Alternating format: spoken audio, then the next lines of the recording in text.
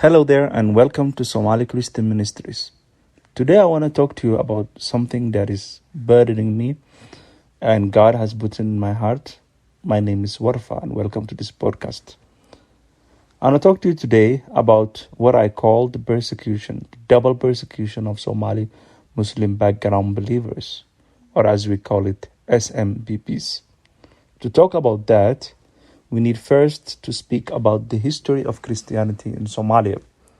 I know that I have spoken something about this previously, especially in my first few episodes, but I want to talk to you a little more regarding the double persecution, what I mean by that, and you will understand me later what I mean. But first, let me talk about the Christianity in Somalia generally, how it was before the civil war 30 years ago during the regime of Siad Barre, and how it is now. As we know, Somalia was occupied by the British, who occupied large part of Somalia, and the Italians, plus the French, and some areas of Somalia located in Kenya, now under Kenyan authority, and other parts in Ethiopia. These areas were given to the Ethiopians and Kenyans by the British monarchy during the occupation of Somalia. And now, as we know, Somalia exists in the south and in the east and in the other parts of Aires in a federal kind of states. Somalia gained independence in 1960, and during that period, Somalis were influenced by the occupiers like Italy and British.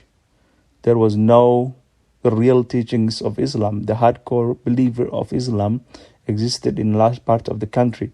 Women were not covering themselves, especially their face and their head, and men were free to do whatever they like. They were not influenced by the Saudi teachings of Wahhabism. So Christianity anyway, because Somalia's culture is associated with Christianity, with Islam, excuse my English, with Islam, the Somalis didn't adhere to Islamic teachings. However, they were deeply influenced by Islam. So there was no allowing, or they were not open to the idea of Christianity being open in the public. The idea of Christians going to their church and worshipping and gathering, they were not welcoming to that idea. However, it existed. There was a church in Mogadishu and other cities like Hargeisa. There is one Catholic church, I believe, in Hargeisa as well, and in Mogadishu. And that is a fact. So these churches, Christians used to go there and worship, but under secret. They were not allowed to spirit anything. They were not allowed to display publicly their beliefs and their system. But however, Christians were going there no matter the persecution they face.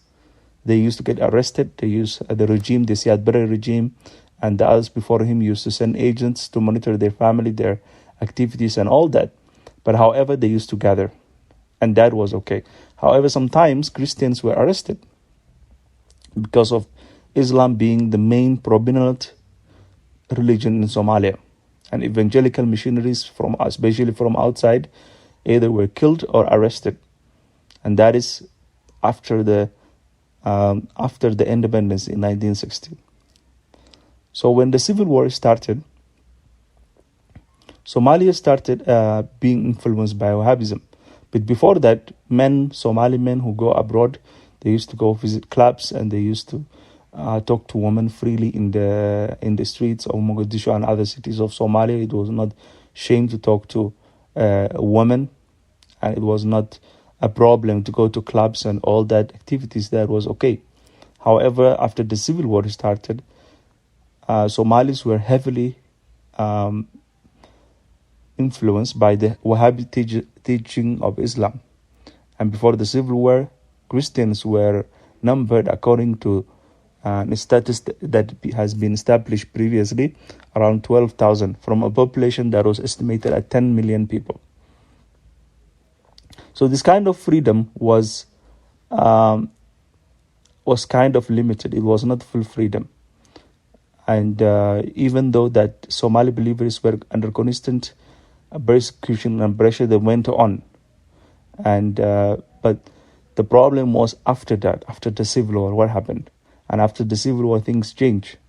Islam became more hardcore, and students who went to Saudi Arabia and other Gulf countries after the civil war came back to the country and started influencing the way of life of Somalis. They started persecuting those who didn't adhere to Islam, the women who didn't cover their faces, the man who just went on and smoked and ate what you call jat and do all kind of activities that is kind of considered immoral according to the Islamic teachings. And even other things that that were considered immoral, but however they consider those things under the hardcore belief of Islam, the radical views. Like Islam didn't prohibit from Muslims talking to other nations, from other Christians, gathering with them and socializing with them. Somehow it was not allowed in a limit. It was allowed in a limit according to Islam teachings, but under Wahhabism teaching, it was not allowed. You have to view everyone as an enemy. So this kind of deeply enrooted, and it was deeply taught by the children at the time, and this changed things systematically. Christians start fleeing the country because of these harsh treatments, and when the radical groups that I spoke previously, especially Al-Shabaab and ISIS, were established, strict Islamic Sharia were involved. Like the thieves, their hands were cut. Those smoking in the streets were kind of imprisoned and threatened and beaten. Others who refuse simple things, like others who refuse to go to the mosque to pray 5 times a day, who were sitting in the streets or their shops were open during the prayer time, they were treated harshly. Their goods confiscated, their shops closed, they were beaten and they were put in prison. And even Al-Shabaab started killing people for just simple reason as just refusing to go to mosque, for example, or refusing to give them money. They required from every person, they called zakat. Zakat is alman, money. You want to give money according to your wealth, 5% of your wealth to the poor Muslims. But according to Al-Shabaab, what they were using the money was actually to fund the terrorism activities. They were not using it to give it to the poor. They were funding other operations, trainings and explosions they want to buy to kill innocents. So these things changed Somalis, and they no longer were the peaceful people that were before. Strict Islamic teachings take over everything, and even poor Muslims, Somalis, continue to suffer until today because of these teachings. And Al-Shabaab used that teachings heavily. They try to control everything, and they try to take over everything because of their beliefs. And that is a subject we want to go in deeply after this episode. And this is an episode that I've been speaking about. This episode is I was speaking about my experience in Islam and where I grew up and the countries I've been to that changed my beliefs systematically. Thank you for listening to my episode. This is the 6th episode coming from Somali Christian Ministries.